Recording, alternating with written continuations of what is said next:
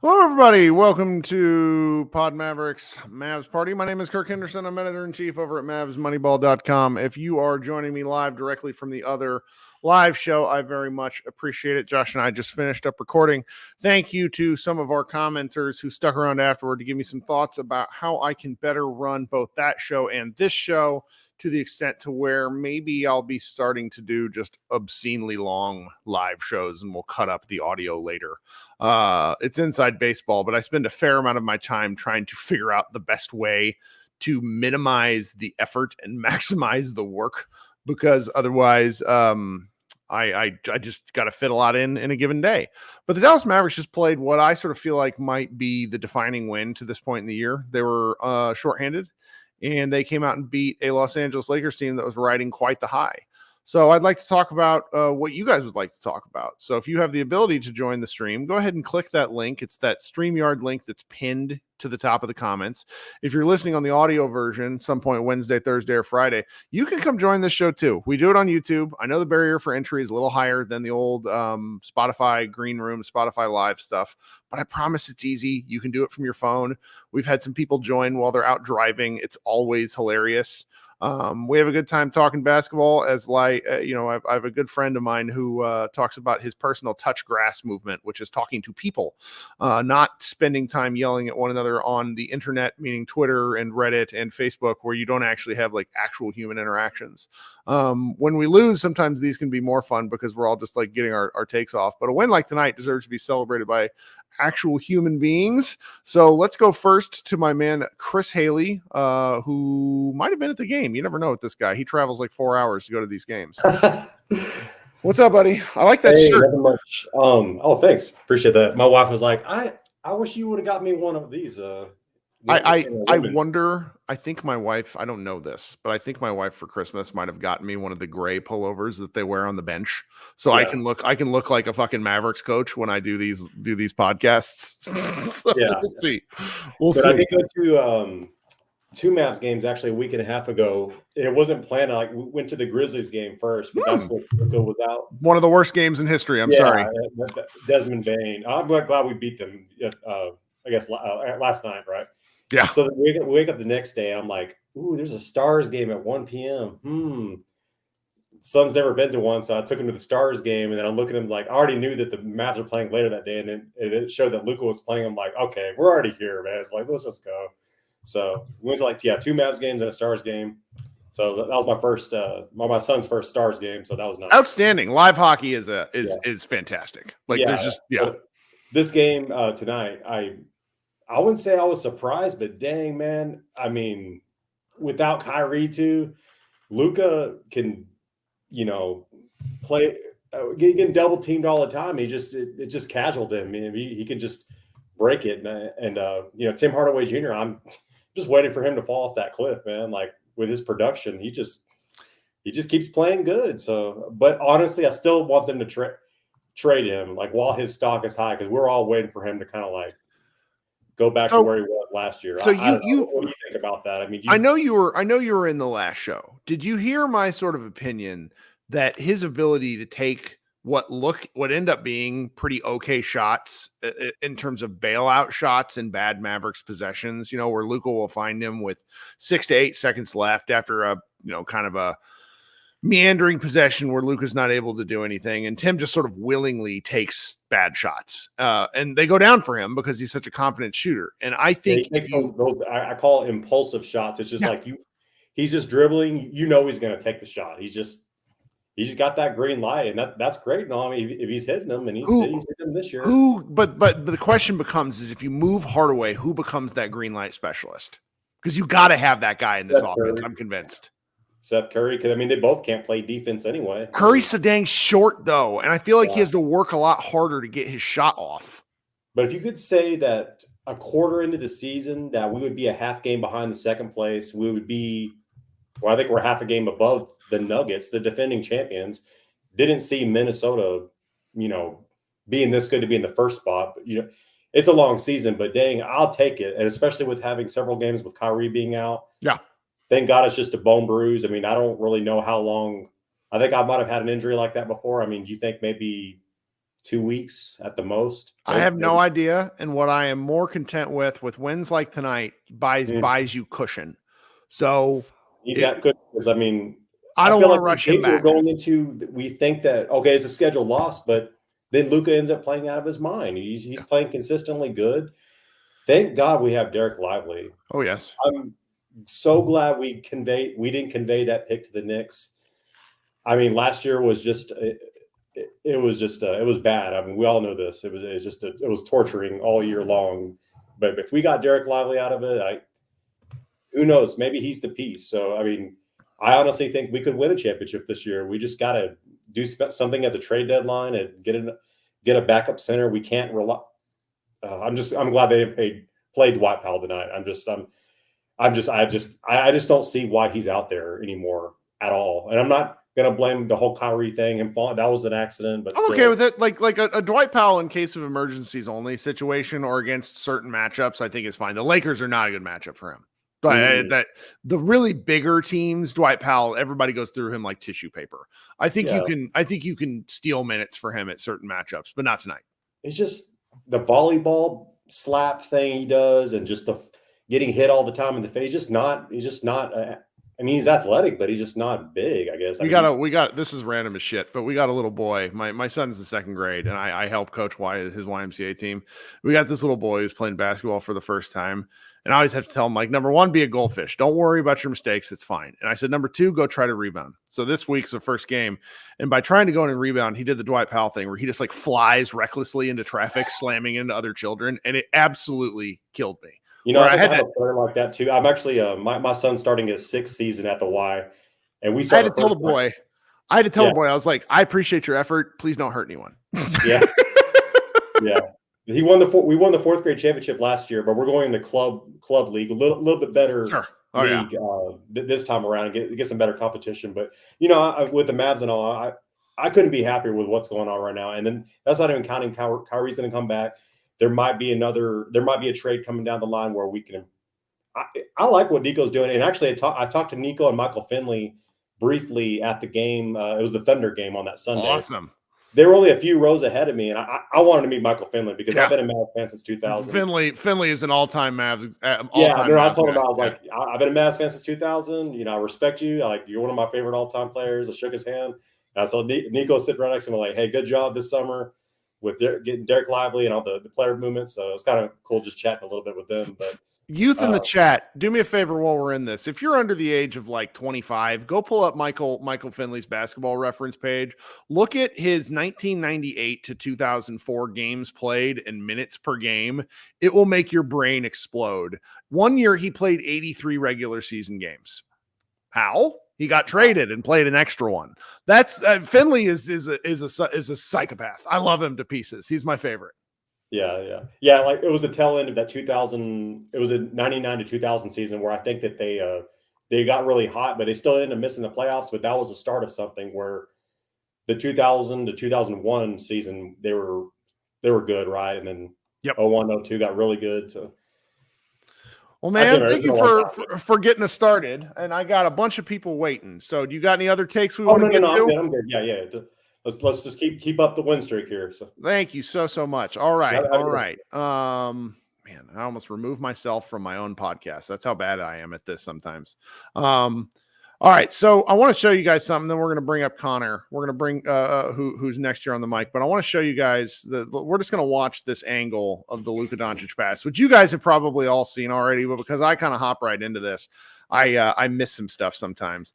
So let's take a look here. We got this Luka Doncic pass. We're going to make the screen big enough. It's only 8 seconds. Hopefully I won't get in trouble for this. But watch this thing, guys. 1, Look at this pass here. I mean, wow. Sorry, it's the pass from Luka where he goes around Jackson Hayes, past Rui Hachimura into Dante Exum at the top of the key for three. It's one of the craziest things I've ever seen.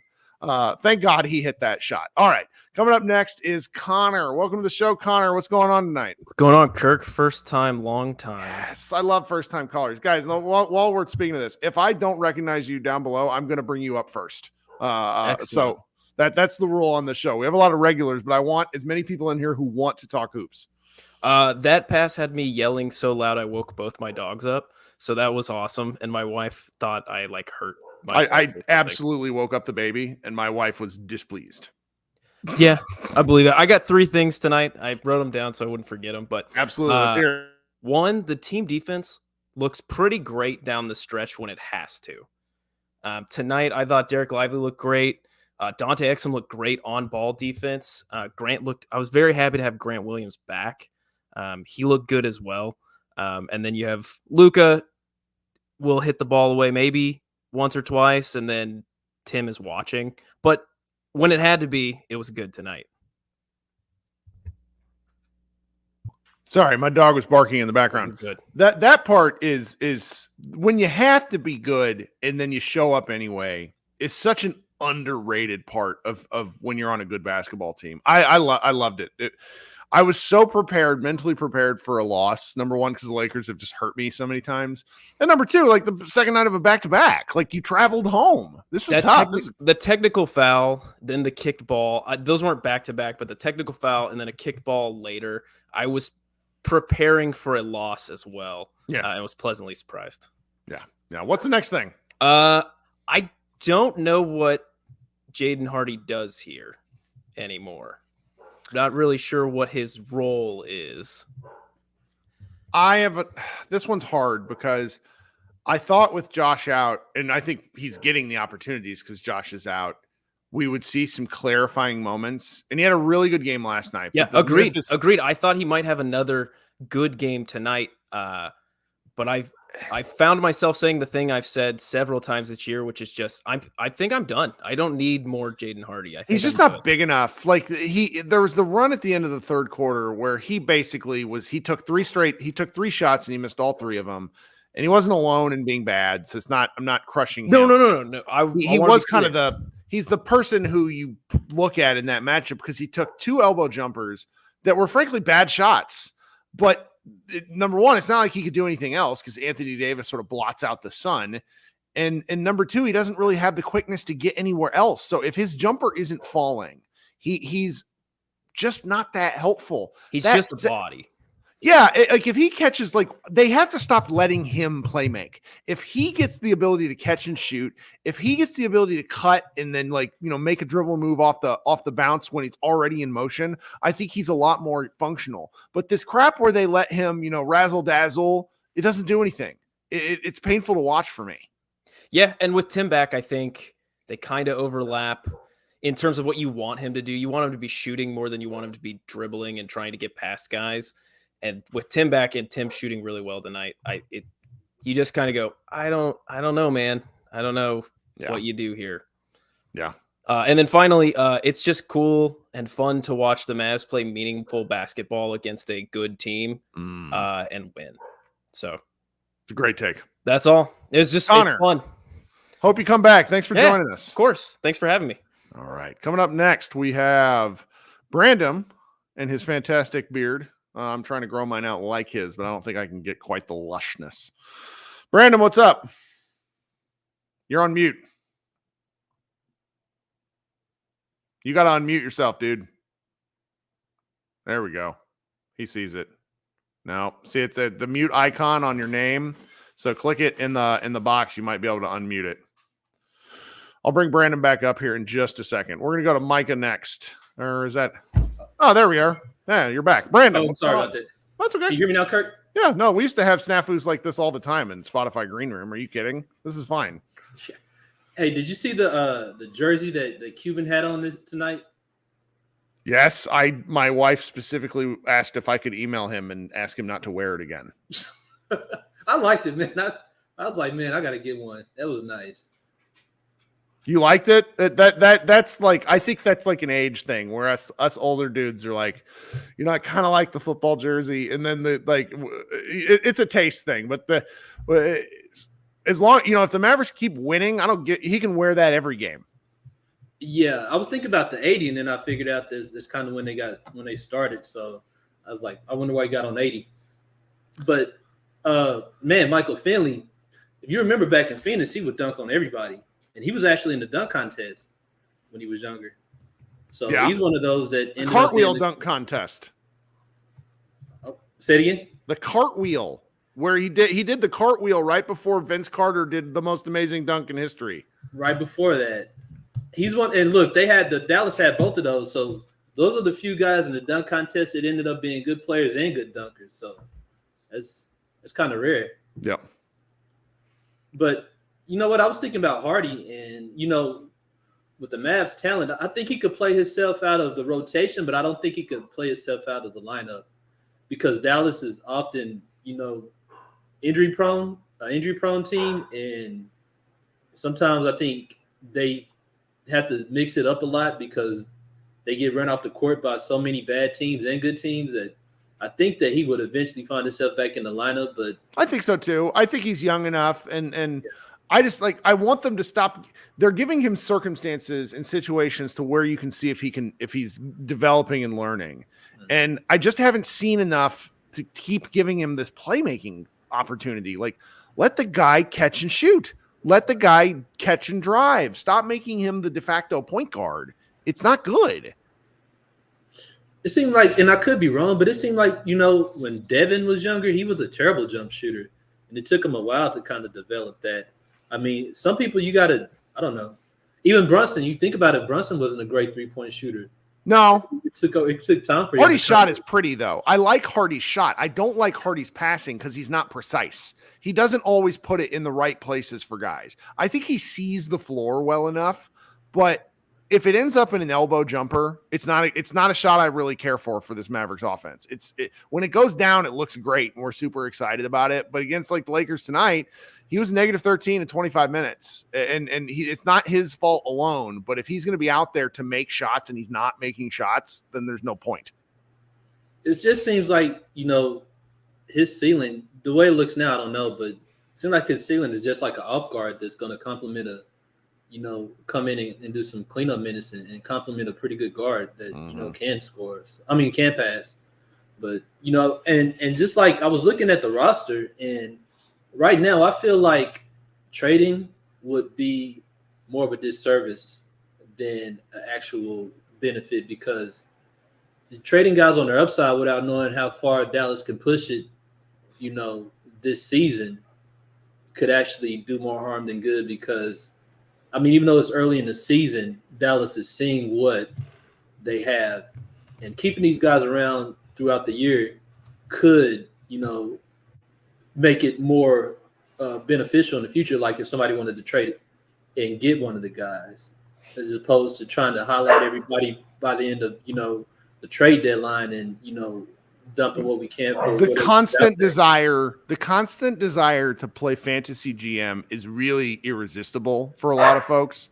But I mean, the Mavericks won 15 games out of their first 22. What are they? Are they 15-8 or 14-8? I don't know. They're fantastic is what they are. Right. So I don't want to mess with that right now. Like trades come out of necessity. And you know, right now, if you were to talk about any sort of trade, I think what you give up is just is important to this team as what you might gain. It's like we're third in the West. I'm sorry, my dogs are killing me tonight. I don't know what is happening in this house. Sorry. Yeah, we're third in the West, and plus we're doing it with a bunch of young guys. Something we haven't done before, and we're doing it while people are healthy. While people are kind of injured right now. So being able to see what a healthy Mavs team will look like after everybody's kind of found their groove I think it would be more beneficial than it would, you know, getting everybody together to kind of highlight specific players at that time. You know what I mean? But like Exum, for example, if they wanted to trade him, I wouldn't find a reason for them to do it this season if he's, you know, kind of developing and getting better, especially if they kind of push it through the playoffs. You know, I wouldn't see a reason for them to try to trade. because who knows what potential's out there, because a lot of these teams is like Minnesota, they're good, but who knows when one of the big guys are going to get hurt. Sure. Well, I mean, same goes for us. I mean, that's what makes this win tonight so impressive, because you assume if Kyrie gets hurt, the Mavericks season goes down the gutter. I mean, that's just a fair assessment. And if Kyrie's out for as long as some of us are sort of fearful about, how long can the Mavericks hold off? But that's why stacking wins matters. I'm elated about where they are right now, because even if they get the crap kicked out of them on Thursday, I'll probably come in here pissy, but that's just because it's the game-to-game stuff. Big picture-wise, I love this season. I'm having a great time. And you know what's crazy is this is the first time in a while that I can really say that the Mavs was like next man up and people actually stepped up to the job. Bingo. What a good take. It has been a while. Like years, I feel like. Years. Yeah, that's crazy. Years. And I mean, not only just stepped up, but they're actually making plays. Like Exum is holding his own, and, you know, Lively's holding his own, and the role players actually going out there and they're doing a little bit, you know, without doing any type of harm. So people are stepping up, and, you know, you eat an elephant one bite at a time, and, you know, they're finally getting to that point. So, I mean, I feel like that's if anything, that's a win, you know, for either the coaches or the players or however they got there. They're not having to, you know, press the emergency button and try to find, you know, people to try to, you know, fill spots that they can't do. That's right. That's right. Well, thank you so much, my man. Appreciate you joining as always. Thank you, Kirk. All right. Coming up next, we're going to bring up, we have Sonic hanging out down there. I'll bring up here in a second. Yeah. So I got some advice kind of in the last show, which is basically if we want to do live shows like this, I should consider, hey buddy, what's up? Sorry, baby dogs. This is life for you. I should consider basically running super long shows, because we had like 350 people in the other one. And if there's something about the way the algorithm works where it's like if I did 2 live streams pretty much back to back, they kind of eat each other, which makes some sense. So that may be what I'm doing, where I'll just kind of be pivoting and then I'll post one show up. So Sonic, welcome to the show. Hey, hi Kirk. How you doing today? I'm great. What's going on tonight? What are you thinking? Loving this game, loving this win. Always love against the Lakers because, like, you know, the Lakers, along with the Yankees, were always the team that you know, stopped us from going anywhere. So it doesn't matter, you know, what happens. That's always fun. But I do. So the one thought I had, especially looking at the record is crazy.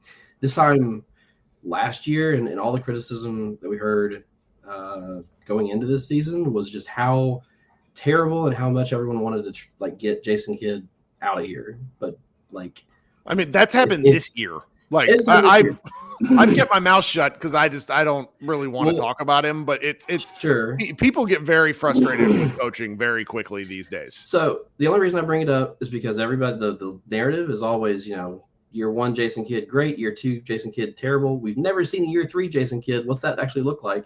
This looks amazing.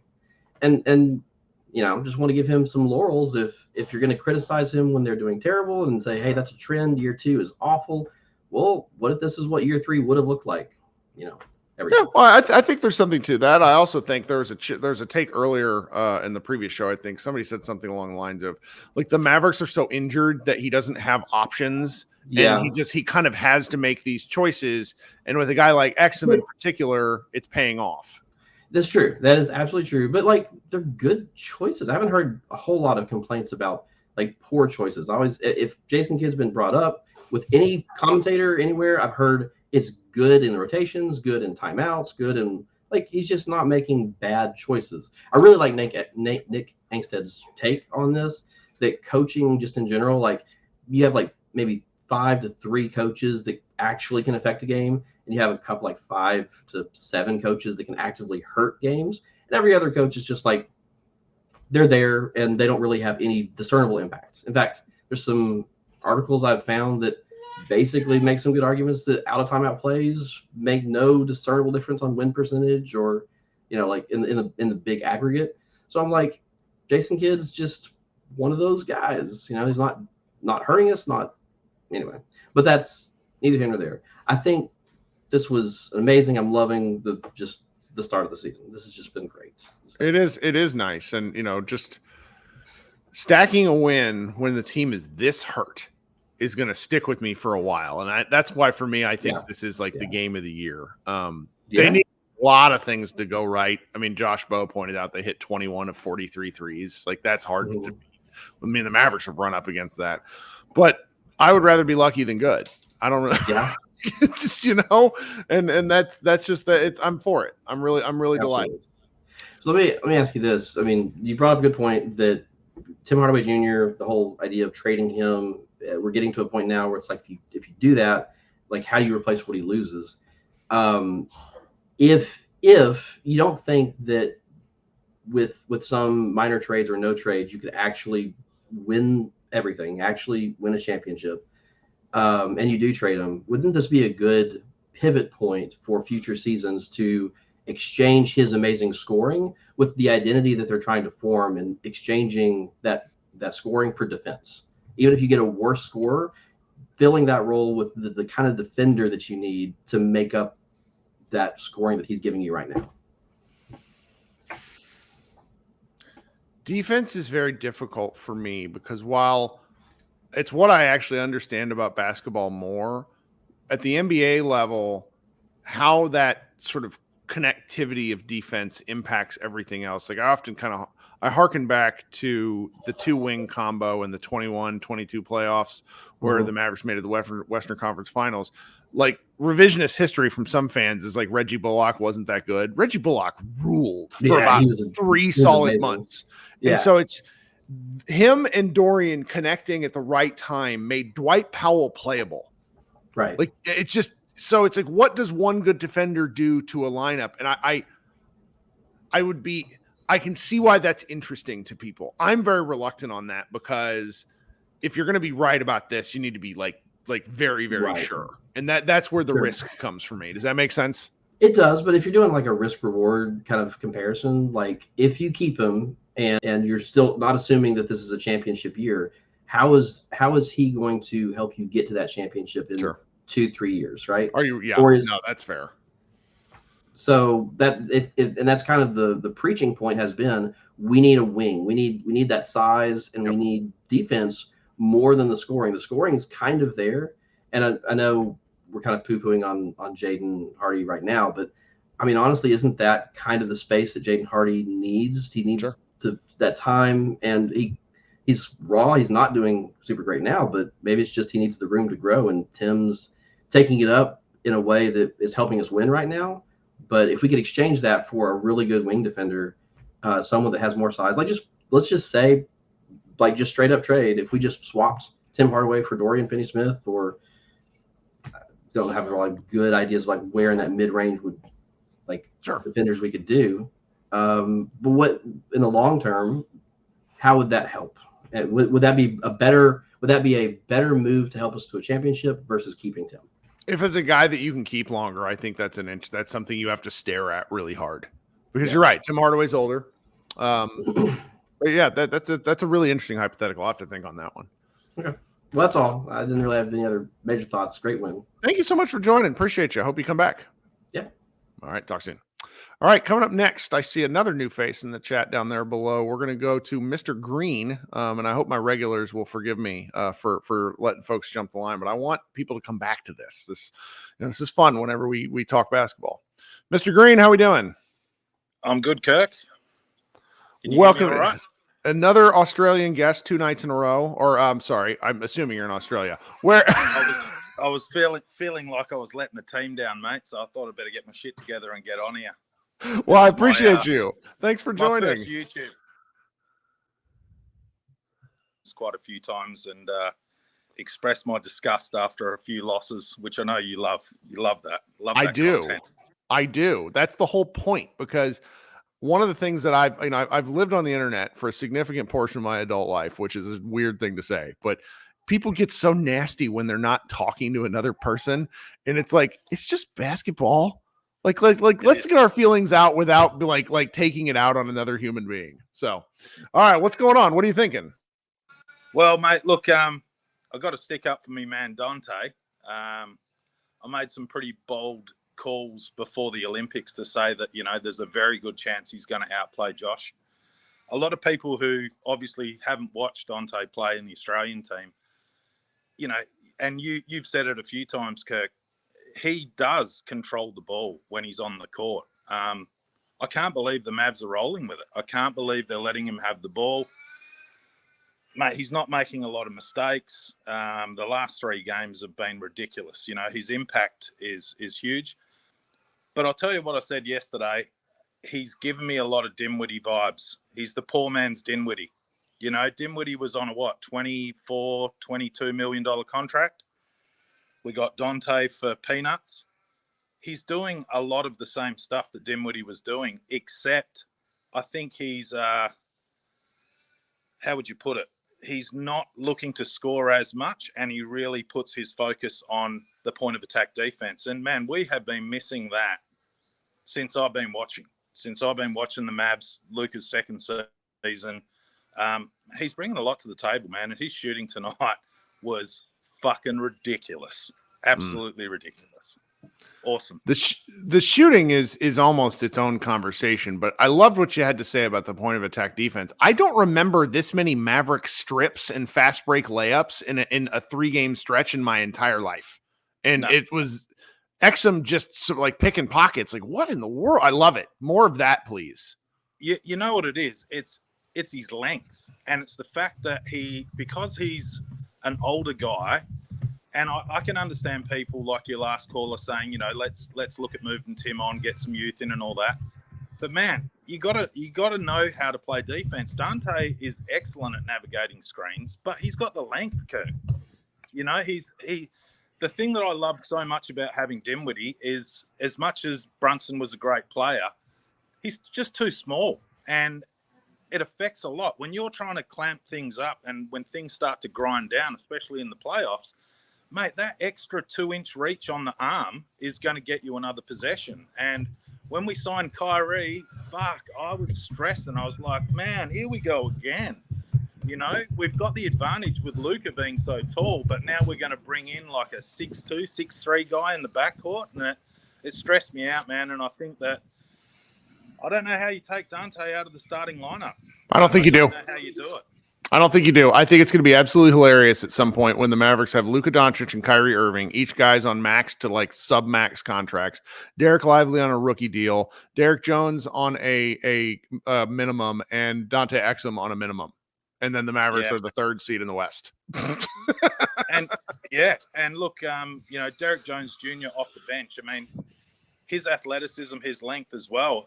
You know, him and Dante to me are interchangeable players. So I love the fact that we have the opportunity to have 3 strong ball handlers that aren't going to dribble it off the foot like a Timmy, that we have the ability to put on the floor at any time. And don't get me wrong, Kirk, I've been on here before with the old Spotify, and I kept on saying it. Tim is our 3rd best player. If we didn't have him in the Clippers playoff run, we would have been trash. He has the ability to shoot us into it. He also has the ability to shoot us out of it, but man, I'm just so happy with how this season's starting to roll. I can't see us getting Dante out of that starting lineup when everyone's healthy. I just wish that Grant Williams was 4 inches taller. That would make my day. I mean, I'm just happy that whatever like system reboot they did for Grant Williams worked out, because he was looking like a dead fish on the court, and then he just comes back and is like, "Oh, I had a nice, I had a nice vacation, went to the spa," and he looked so much better. I was just delighted. He was stinking it up, man, big time stinking it up. And for a guy who talks that much shit, you can't stink it up for 2 weeks back to back. So great to see him have an excellent game. The shooting tonight was insane. And, a few guys said it, man. My 2 dogs absolutely shat themselves when Exum hit that corner 3 in the 4th, because, man, I was just so happy, like for him to continue to hit them. He'd already had a fantastic game before the 4th started, but, man, what a 4th quarter by Exum. Bloody awesome. Loved it. That's Thanks so much for joining. Talk soon, all right? Mate. See you, buddy. Okay, coming up next, we're going to fly through some of our regular guests, and then maybe I'll go to bed. We'll see. Micah, I see you and the phone right up against your eyes like you're my dad on FaceTime. What's going? I'm just kidding. What's going on, dude? What's going on, Kirk? It's fun. Can you hear me all good? Oh yeah, I can hear you fine. The preview screen of you only shows you from here up, so it's like whenever I talk to my dad on FaceTime, I often have to tell him, I'm like, "Dad, pull the phone back." I don't want to see into your soul. So what's But, going on, man? anyways, man, that was a great game. Like, if you're trying to preview an NBA game to a casual, like, that's the game you want to see. Mm-hmm. It was fun. I'll have to start with this. Seriously, how many people on our team do you think are in reward conversation? What do you mean? Because, okay, well, we can start with the obvious with Luka MVP combo. Okay. I think. And then I really don't see anyone that's even close to Timmy as far as Sixth Man of the Year right now. Love it. I've not really given a lot of thought. So the nice part about the tournament, and I'll let you keep going because I know there's more than those two, but the nice part about the NBA like the midseason tournament, is I've given zero thoughts to any of this stuff so far. And now I think that the tournament's over and we're a quarter of the way through the season. I think it's worth discussing as opposed to the first 10 games. Right. Like you got a larger, like we're pretty much a quarter of the way through the season. Yes. Yeah. So like you have a good enough sample size, and it's just like I don't see more than two rookies that are outperforming Lively at this point. And if we want to talk about what the real conversation for MIP shouldn't be just somebody that's like averaging a few more points. You know, like we're talking about a guy that was out of the league and now he's putting up 23, 6, and 7 like it's nothing. Like, I mean, isn't that more most improved? We're talking about the actual definition of what the reward would be. This is a great series of takes. Because you couldn't get on a team. You're over in Europe for what, the last 2 seasons that he's been there, and now you're a big part of the reason that a team is basically in the 3 seed right now. Yep. So I think you got to have that conversation about that kind of guys. I love this. This is you're right. I think you're right. The answer is there are lots of conversations to be had on them. And I'm going to have to pick and choose which arguments I want to make when, because I don't want any one of them to get sort of drowned out by another one, because it's not like all 5 of those guys or 4 of those guys can win actual awards, but that's a fun thing. It's fun. I'm just like seeing people there in the conversation. It's just, this is a fun team to watch. I've enjoyed watching them. I came into this game thinking that, this is a scheduled loss. And, me too. It's almost as much as Luka has this thing about the Clippers. I swear Tim has that with the Lakers, because I swear I don't know why it feels like he cooks them every time he plays them. Yeah, feels like it. Well, this is good stuff, my man. All right, Kirk, I'm about to get some sleep, brother. You get some sleep. We'll talk next game. All right. Have a good one. You too. All right. Coming up next is my guy, Ruben, who's been patiently waiting, long-time listener, multi-time caller. We'll see if he graces us with his face as opposed to his avatar. What's up, Ruben? Hit that unmute button. Not the face tonight. I was doing too many Jameson shots during this Laker game. You can kind of hear it in my voice right now. Yeah, you sound like a man with Marlboro Reds. No, sorry. No, don't apologize. This is what sports is for. If you're not screaming at the television, then why are you watching? It's like the people who get on me for, you live and die with the games too much. Like, what the fuck are you watching this for? It's Mavs versus Lakers, man. With so many transplants and I have so many. Oh no, I'm a Lakers fan. I'm like, bro, you were born and raised in Dallas. Oh, it's because of Kobe and shit. Oh, come on. Like, look, I appreciate and respect Kobe, but I love hating Kobe, like the sports ball player. the Same fans here, of same this here. is why it's the younger kids that like I root for Laundry, and I'm not going to judge how you fan. I just don't understand it because at the end of the day, a player retires, a team is still there. And so it's like you root for the players to come to your team. You can be fans of those guys that come and go. But if you're not really fans of a team, eventually your relationship with the sport degrades, I think. Because it's like you can wax and wane if that guy's not there. Anyways, I'm rambling. I want to hear your thoughts. That you pretty much said my thoughts about Lakers fans. But no, every time we beat the Lakers, just because I'm 37. I've been a lifelong Mavs fan, and every time we play the Lakers, they didn't kicked our ass for a lot of times. But after a couple years, we're starting to even that. And I think they said a stat. Um, the last 7 games or something. I think I think maybe it's it's just in. 5. Okay. I remember where you're going.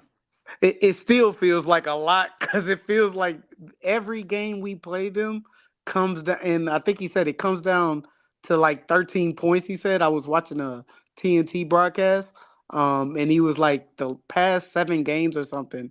It's like I think we're winning the record, but every game is like it comes between total 13 points or something like that. Yeah. It's crazy, but I'll be quick. Um, but what a game! Uh, and I just want to shout out SJ. I think she's a contributor to. She tweeted out, "Oh, Exum just had a baby too." I was like, "Dang, I forgot he got he's a new baby daddy." And she retweeted it, and like 1,000 people are. It got crazy. Like, shout out SJ though. But I forgot I think that new baby daddy energy is a thing. Him and Luka are like, I wasn't expecting Exum to be this good. Like, I don't think anybody was. That pickup was so under the radar. Like, okay, whatever. This guy is giving us energy and knocking down shots. I needed him to work on his free throws, but he's knocking down shots in some clutch moments. And that pass, oh my God. Oh my God. I can't say enough about Luka. It's coming. It's beginning to come like s- it, we would think like his rookie year he was outstanding, and ever since his rookie year he's first team NBA all-star. But literally looking at him this year, he is still building his game to, I don't know where it's gonna go, but it's starting to look super easy. If he's not hurt or anything, it's starting to look like let me get my coffee in me, let me stretch a little bit, and he can go off and you don't want to piss him off. And the refs do that by accident or maybe literal. But I'm sorry, I may be rambling. No. When Luka got hit in the mouth, it was the White Goodman scene from Dodgeball where he goes to the door and he gets punched and nobody makes me bleed my own blood. That's what Luka was. He had the look like this, the complete incredulity that someone would make him bleed. It was great. And then he did something about it, which was the cool part. Like he already knows when we have a lot of guys out, and I mean, we beat the Lakers, but I think this is why this game was like you said, it was like I forgot how you said it. It was like a big game. It was a monumental game, and we won a monumental game. It's the first one we've won this year because if you look at the standings, there's some games where we've lost. Where you go in against like the Nuggets, and you're like, okay, if they lose this game, they're playing the Nuggets. This is the first game where I looked at the schedule and I'm like, man, they're going to lose the Lakers, and they didn't, and that's pretty awesome. Right, and that's what I meant. And I hats off to Nico for giving us this bench. And I think the guy before the last guy, maybe it was the last guy, but he was saying give props to Jay Kidd because he's never had a third year. Nobody's ever seen Jay Kidd. He has had a third year. It's just the third years have gotten progress. The Bucks' third year was dark. Right. And then I think he actually got a fourth year with the Bucks and then got fired midway through the fourth year. Oh shit. Yeah. Well, He just all got that. progressively worse. So that's why the Mavericks looking decent is really good for him. Yeah, and I feel like I think I like said it in the comments. I feel like he's learning this year. Like he's actively showing that he's learning because he's actively using all the pieces that his GM is giving him. He's not like it. I was pulling out my hair. Sorry, Dwight Powell. But I was pulling out my hair. I'm like, you have maybe a couple bigs. We just don't even know what they can do in a live action game. And it took them a while. I'm not saying that Holmes and Markieff Morris, shout out Markieff Morris for hitting a couple threes. Well, a three tonight. But you don't know unless you don't know what they'll do unless they're seeing live bullets.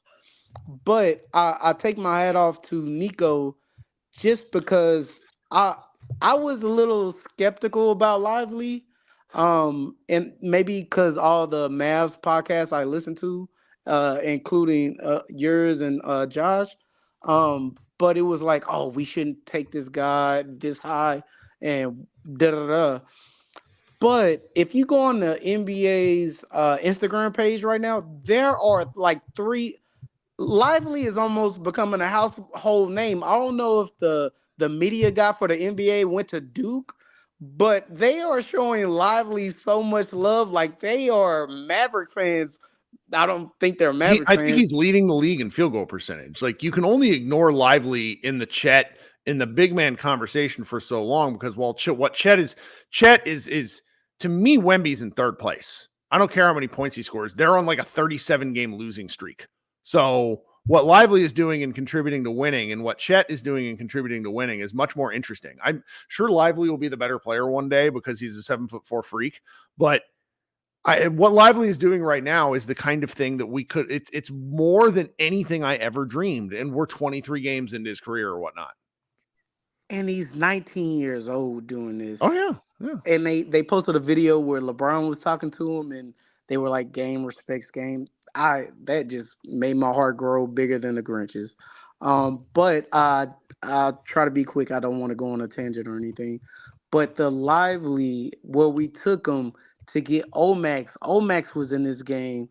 And I just want to say, I think I probably replied on Twitter to the Hardy to your Hardy post or whatever, and it's just like and I do agree with you. I don't like when they're trying to make him a point guard. I feel like he's like a baby THJ. Put him in a corner, like space him out, put him on the 3-point line, let him shoot.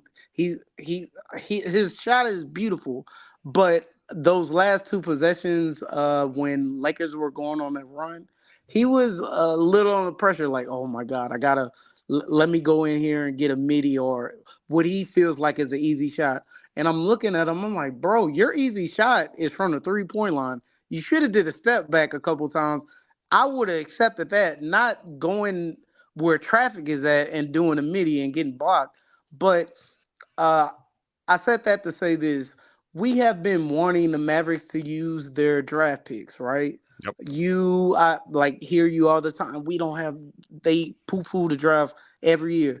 When we finally start using our draft picks, we get a Josh Green. We finally get a Hardy. We get a Lively. We get a Omax. And I kind of, like the last guy said, I don't want to trade those pieces off because they're young as hell. Like they have shown some incredible feats since being Mavs. Shit. Jaden Hardy almost had maybe he did have a 30-point game against the like he is showing great improvement, and I don't want to trade that away for a like a 35-year-old piece that'll retire tomorrow. If you stand by, hey, I want the Mavs to use their draft picks, don't trade away good players that they use the picks on after 2 years. That it's kind of like it's stupid. It's like what do you want them to use their draft picks for? I would rather at this point, and I'm on the stand where I love this team's chemistry. I want a vet big.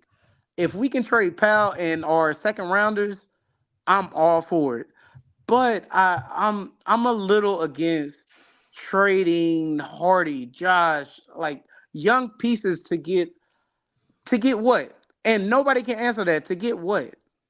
A I hear you. piece that like we hope that'll That's fit why next. I don't want any trades. Like I really don't. Like if unless you're moving it for a big man, which I just don't. I think the big man market for functional bigs is going to get snatched up by people with better assets. I think we're stuck. And so at that point, don't move anybody. Hold your horses and see how far you can get. Because it's like I don't want to rain on anybody's parade. I don't think this is a championship team. That's not a criticism. It's just the NBA is hard. So let's get to the playoffs, see what we can do, and then build something new next year.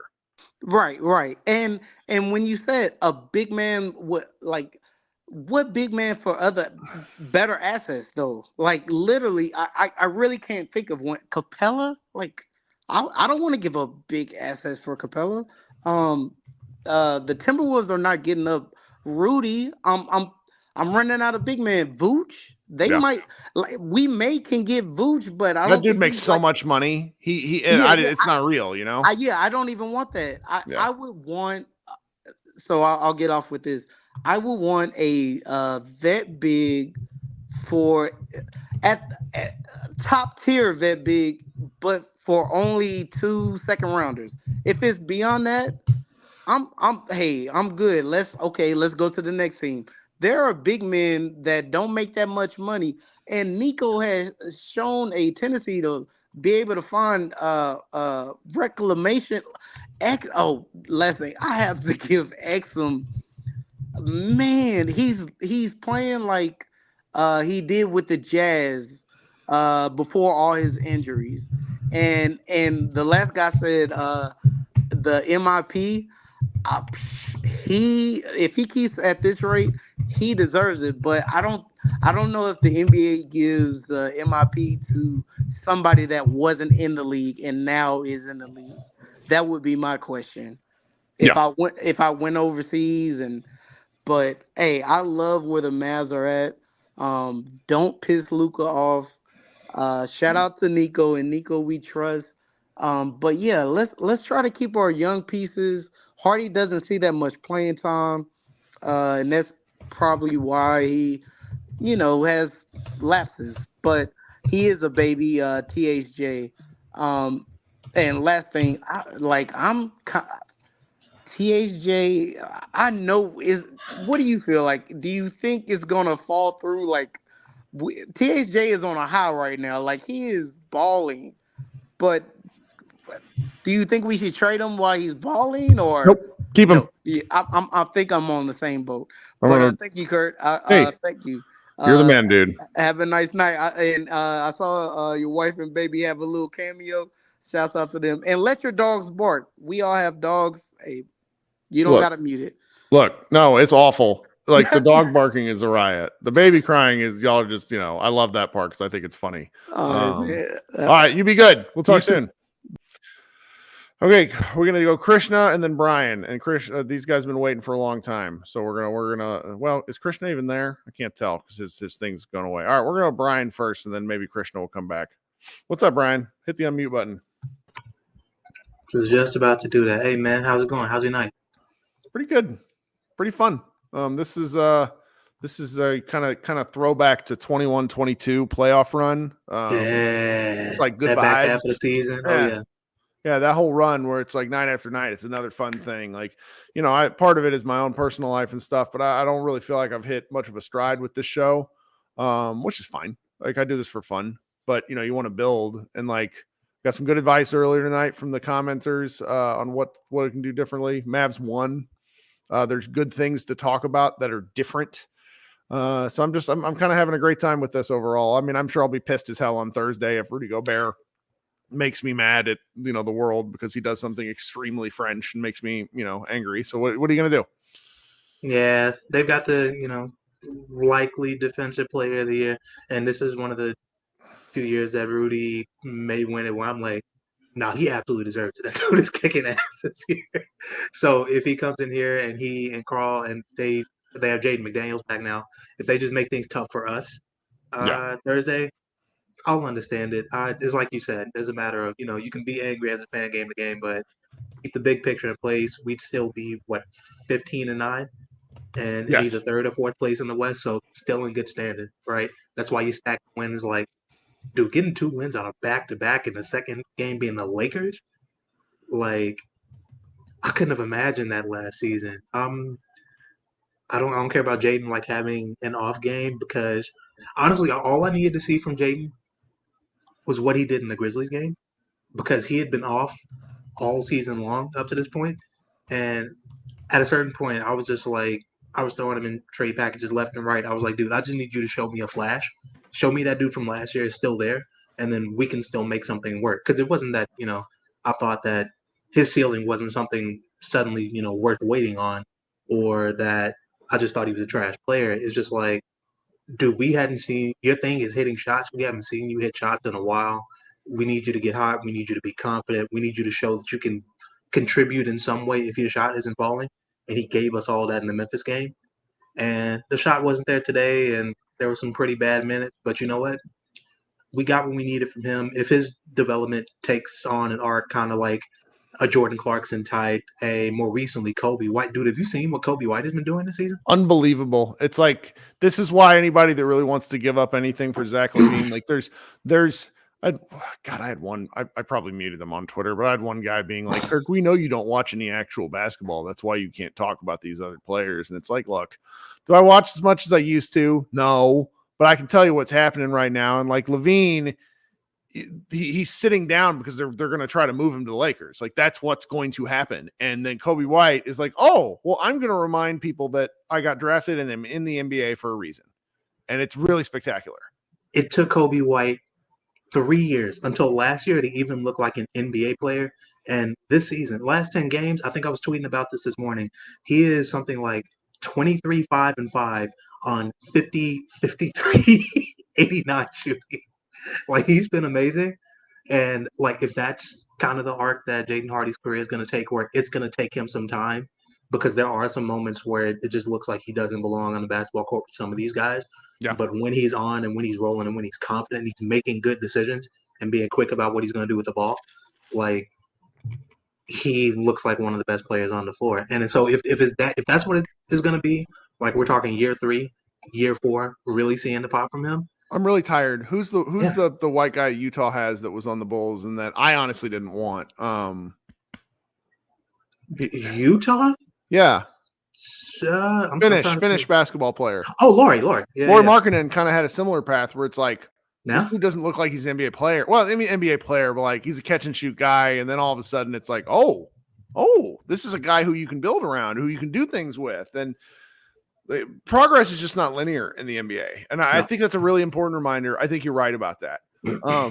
Where it gets difficult for us as Mavs fans is the notion of, where are you in your team building cycle? Certain guys, you need to be good. That's what makes this Lively thing so fucking ridiculous, is we needed him to be good. And not only is he good, he's spectacular. So it like all of a sudden shifts that timetable where I started the year with, I want them to be a play-in team. I've moved my adjustments to, I want them to avoid the play-in, to when they beat the Lakers and I'm high on my own supply, I want them to be a top 4 home, I want them to be a home court team. It's great. I mean, why not? Why not? Let's have some expectations. Let's have some fun. Grant is back, and yeah, they just hit the restart button on Grant because his shot is just suddenly falling. He looks a bit sprier, like he was still, kind of hobbling around a little bit. He could definitely still feel it in the knee, but he looked good tonight. Man, we have gotten great contributions from pretty much everybody that Nico has added this offseason in at least one game. I think I was tweeting about that the other night. And like, dude, don't even get me started on Dante and Derek. Like, I think Derek Jones Jr., I think he was out this game, but he's good for life in my book as a Maverick. He can play on my team whenever he wants to, for however long he wants to. Dante Exum is a dude that I was excited about when I immediately saw the signing. I wasn't sure what to think because I was like, dude, I haven't heard Dante Exum's name in like 2 years. He was with the Cavs. And I looked up his numbers in Europe and I saw how well he was shooting. And I went and I watched some clips of some games and I watched how well he was playing. And I watched him play for the Australian national team, like Mr. Green was saying earlier. And I was like, nah, this dude has a battery back in his back. Like the knee injuries took a little bit off the speed, but that first step is still ungodly if he catches you off balance. And he can get to the rim almost whenever he wants. And being able to do what he does and play off an already heavily bent defense on the other side of like Luka or Kyrie, it's giving him a lot of life and it's really energized him. And he's giving it back to us in a way that I genuinely appreciate. And the fact that Nico locked him up for a second year, super dirt cheap, is where I'm just like, look, man, like I'm ready to hand Dante a blank check and just be like, look, whatever you want, we can go ahead and extend this for another 3 years, brother. You can stay. That's right. That's right, man. Hey, well, thank you so much for joining tonight and staying up late. Of course, dude. Thanks for having me. I guess it's not that late. No, not really. It doesn't feel like it to me. It's 11 o'clock. Then again, I also did just finish I missed the fourth quarter of the game because I had to install a new dryer vent hose. And that was the first time I'd ever done that. It's horrible. So I'm glad you didn't cut yourself because like I sliced a finger open dealing with the big metal tube. Mm-hmm. Oh, dude, no. I got lucky and I had a little bit of help, but I was just worried. I'm like, man, I hope the dryer doesn't catch on fire. And so far it hasn't. Before you go, did you finish Blue Eye Samurai? Oh yeah, brother, I finished that as soon as it came out. Did you see season 2 got approved? I did, and I was like, it better have. I gotta watch the finale tonight. I'm gonna do that tonight. And then I'm going to listen to The Ringer has that podcast on the Ringerverse called The Midnight Boys. Do you listen to that? I haven't, but I hear about them all the time. It is my favorite. It is my favorite podcast. It is hosted by Van Lathan, who is just absolutely hilarious. Yeah, I love that. Jomi Adeniran, and then this guy Charles, who does all their music stuff. So it's 3 black guys and their white producer who they cook like with fish grease at least every episode. They will just make him so uncomfortable by like implying that he's being racist. It's the funniest podcast I listen to. Like there's active and passive listening, and Ringerverse with these 4 guys it's one of the funniest shows I've ever listened to. And so for stuff like Blue Eye Samurai, because they're all nerds, like they just eat this stuff like this up. And I know like half the feed is like, what are you talking about, Kirk? It's a show on Netflix. I don't watch a lot of anime because I'm a old guy and I just don't really get it, but this show is so unbelievably beautiful, and the voice casting, it's like, oh my god. And so anyways, that's what I'm going to do tonight when I'm off. I'm really excited. Yeah, I'm glad the Ringer has a show like that back, because when they lost Binge Mode with Jason, that's what replaced. So it's all those. They filled the gap. It's the Ringerverse podcast feed. It's absolutely really amazing, and it's they do all sorts of different stuff, but mostly hate on things, which is just it's great content. So, all right, man. Thanks for hanging out. All right, brother. Thanks for having me again. All right, coming up next and finally is Krishna, who likes to round out our shows at the end of the night. What's going on, Krishna? Kirk, how are you? I'm good. What are you thinking tonight? Yeah. So I watched like the first quarter up to when we were up 13-8, and I had to do something. Came back, I saw the halftime score. I said, I'm a little shocked, 71 and 61. Like, it's weird thinking about how high these scores are. And like, because I started watching basketball kind of late compared to most people. I started watching 13-14.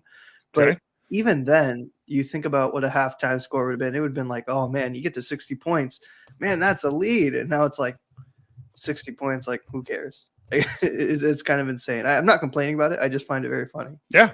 But, you know, I think you talked about it last night on the pod, and I think everyone's just kind of sentiment was that this seemed like a loss, just a scheduled loss, in the sense of the team was so depleted. And then, you know, I obviously missed it, but then I came back and I saw Seth apparently, like, it seemed like he hurt his ankle. Like, yeah, I think it was almost precautionary.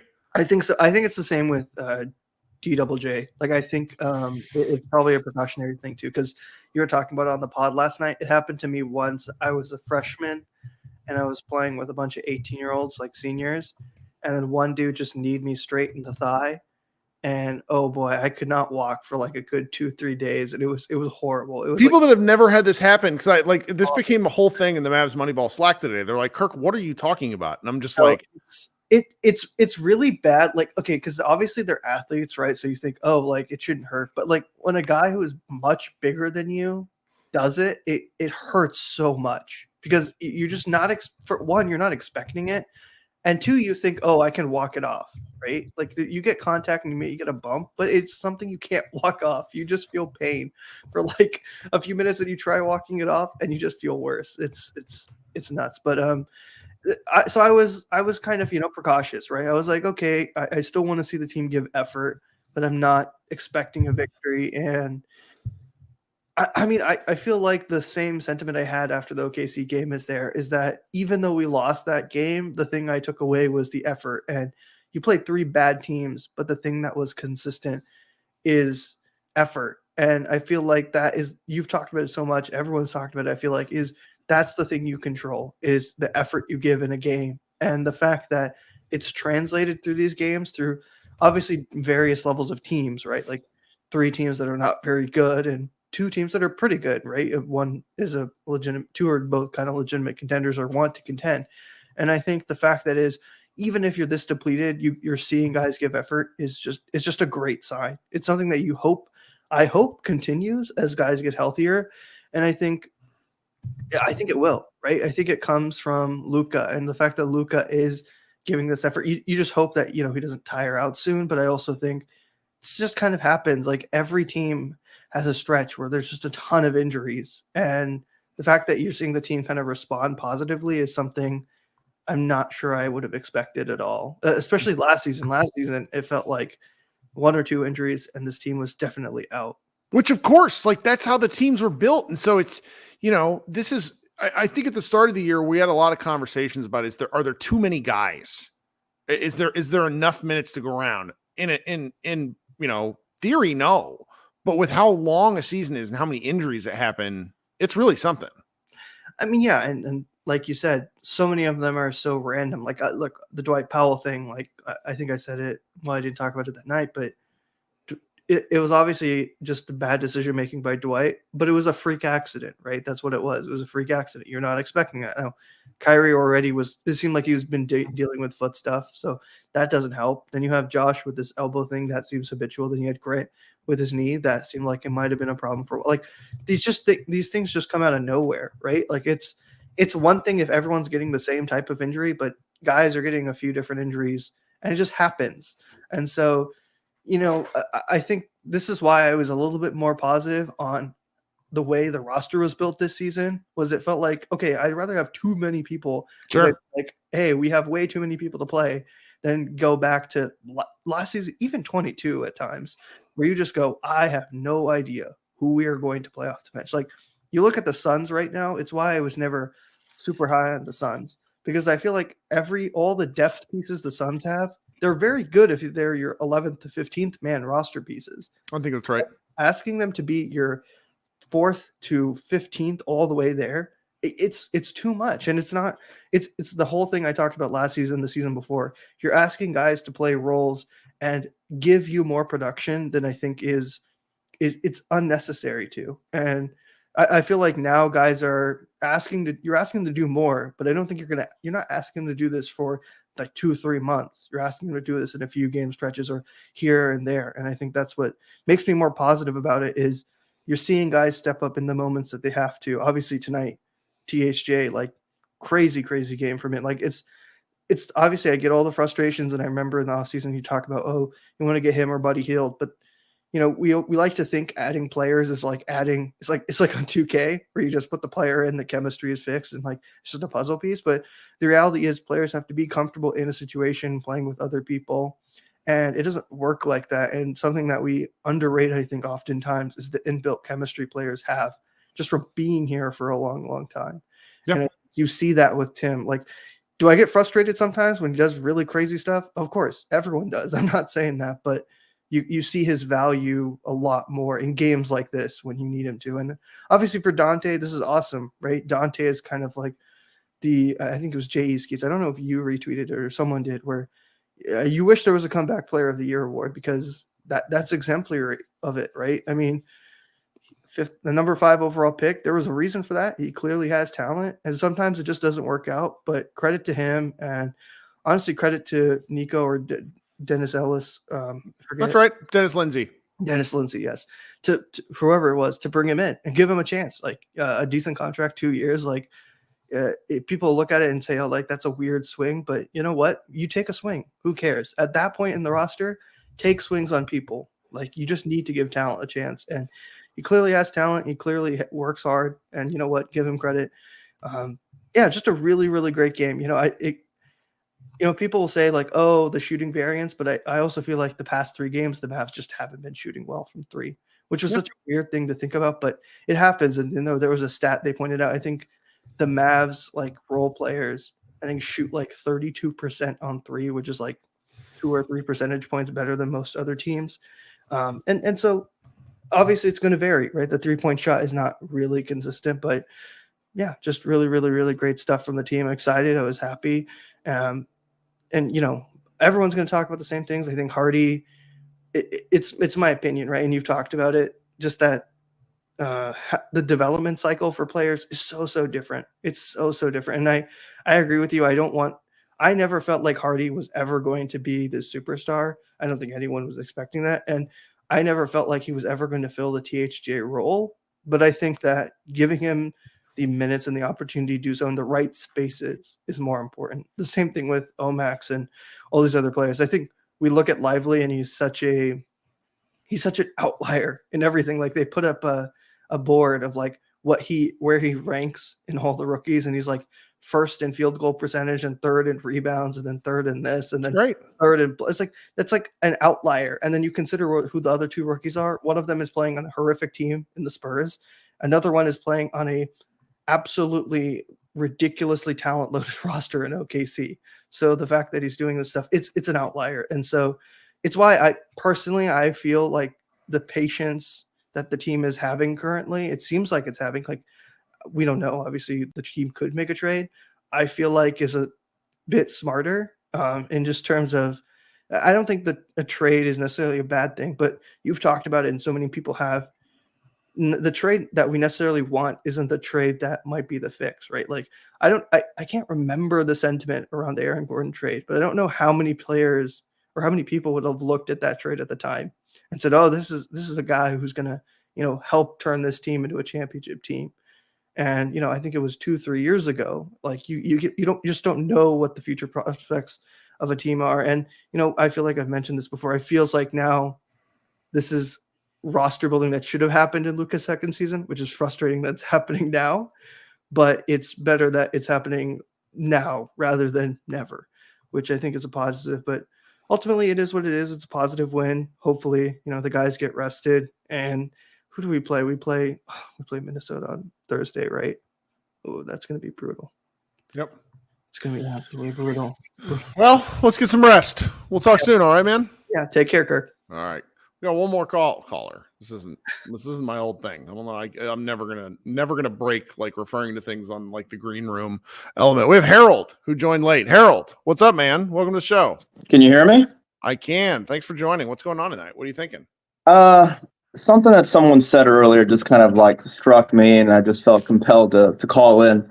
It was about Jaden Hardy, and they said something like, he's been doing so bad. He's been doing so terrible. I was ready to put him in all these trade packages, and he had this good game, and that's all we needed to see. That's all we needed to see. And all I kept thinking to myself was, dude, that's what a lot of people are holding on to. It's like, oh, we see Jaden Hardy having this great game. Oh man, he's gonna be great. Look, something special, and I'm like, all right, right. So I'm thinking like, dude, every single Jaden Hardy game, we see the same things, right? Which is like the bad decisions, even in the games that he shoots well, which is that one game, I guess it was the Grizzlies. But, he still will attack the basket, and there will be like 2 defenders in front of him, and he just keeps going like this train, and he gets blocked. And it happens too often for a team that's trying to be competitive for a championship. And that's where we are right now. Yeah. So, just my opinion is he's the kind of guy, I think his ceiling really is Tim Hardaway Jr. with possibly better defense. And he's not going to be a superstar. But there's a lot of teams out there, just like a lot of fans, because there's 31 other teams who hold out hope of like, hey, we can do something with this guy, you know? So I'm telling you that I really think that he should be traded. And the reason is because, and that's another topic, I really think we're a player away. And do you think that we're one player away from competing for a championship? No, I think we're two. I think we're a backup big, and I think we're a real defensive wing. I think you might be able to work out one of those, but I've also kind of preached throughout most of this podcast. I don't want to mess with what they have because I think what they have is sort of a special sauce right now. And that could change. The season's really long. They need to get to, what is it, like February 5th or so? You know, there's December is when trade talk starts to kind of heat up. It wouldn't shock me if they moved off anyone, but also it's like they're winning while playing through development. You know, I had a guy, he deleted the tweet, but it's still in my timeline. It's this guy, Ryan, who said, you know, you're being a little harsh on Hardy. He's a second round pick with 900 minutes in his career. Have a little perspective. That's true. But when you're on the timeline with a guy like Luka, all of your timeline is shortened and your path for your margin for success is narrow. So if a guy, you know, there's a little bit of an element of shit or get off the pot. Like if you're not helping, then we have to figure out what to do with you. The thing about Hardy is I think he has helped enough. He showed flashes. I just want them to stop putting him in a position where he looks like an idiot. Like stop giving him the opportunity to play make from the top of the key. Like, and then he ends up taking an elbow jumper. It drives me crazy. Yeah. I mean, I really think that we're one player away, and here's why. You know, when we almost won, and I guess, what was it? We went to the conference finals. Was that 2022? You remember the formula. You've talked about the formula a lot with having Dorian Finney-Smith and Bullock, who, you know, those two defenders made Dwight Powell look good. Well, now Dwight Powell is Derek Lively, okay, who's better. All right. And he's going to get better. I think by the end of the year, unless he hits the rookie wall, Derek Lively will know more and play better. Mm-hmm. And if we got Derek Jones Jr., who I think he's comparable to Dorian Finney-Smith or Reggie Bullock, one of them.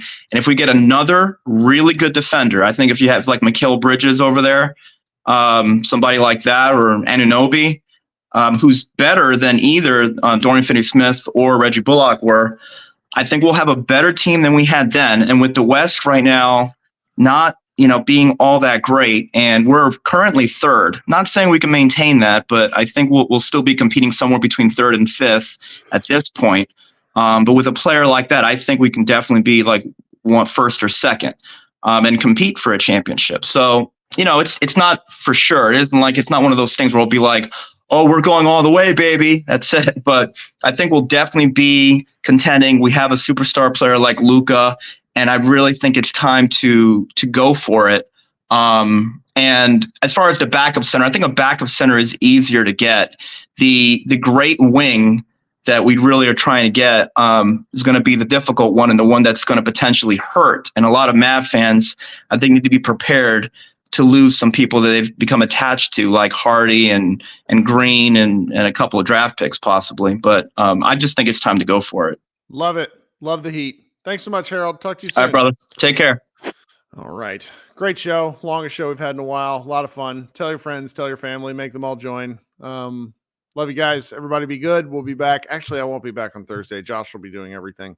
I should be back by the second half of the weekend. I can't even remember when the Mavs play. I feel like the Mavs play every other day for the next 2 months, which is probably the case. Everybody be good. Enjoy the rest of your week and go Mavs. What a great win to push us through. Bye, guys.